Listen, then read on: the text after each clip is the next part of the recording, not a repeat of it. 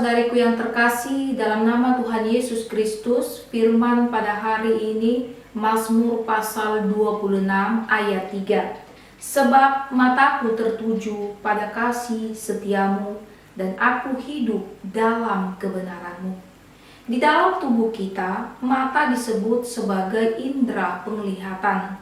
Mata juga disebut sebagai fotoreseptor yang memiliki tingkat kepekaan yang cukup tinggi terhadap keberadaan cahaya.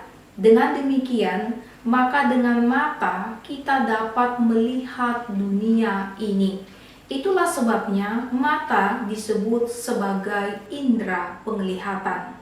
Sebagai umat Tuhan, tentunya kita tidak hanya memakai mata untuk melihat dunia ini, namun juga melihat kehendak Tuhan dengan cara membaca firman-Nya. Dengan membaca dan merenungkan firman, maka kita akan semakin mengenal siapakah Allah dalam kehidupan ini.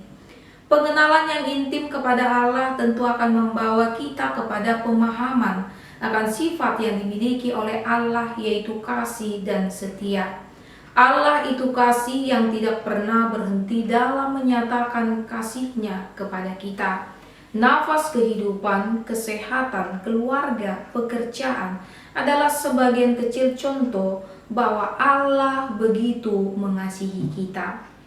Allah itu setia, yang tidak pernah berhenti dalam menunjukkan keberadaannya dalam kehidupan ini. Pemazmur merasakan bahwa Allah senantiasa hadir dalam menuntun kehidupannya. Tuntunan tersebutlah yang meluputkan dia dari segala kuasa si jahat dan musuh yang berusaha untuk mengancam nyawanya. Berangkat dari pengenalan akan Allah, itulah yang menggerakkan pemazmur untuk tetap hidup di dalam kebenaran firman-Nya. Seorang pengemudi mobil hendak menuju ke sebuah desa terpencil. Namun di tengah jalan ia mengalami kebingungan karena GPS yang ia miliki tidak berfungsi. Akhirnya ia memutuskan untuk bertanya kepada seorang petani yang ia lihat sedang mencangkul di areal persawahan. Petani tersebut memberikan petunjuk, kejarlah matahari, namun jika matahari telah berada di atas kepalamu, dalam setiap persimpangan pilihlah ke arah kanan. Singkat cerita, pengemudi mobil tersebut sampai ke desa tujuan dengan mengikuti petunjuk petani tersebut. Saudara-saudariku, dalam menjalani kehidupan di dunia ini, tentunya yang menjadi tujuan akhir bagi kita sebagai umat Tuhan adalah menjadi penghuni kerajaan surga.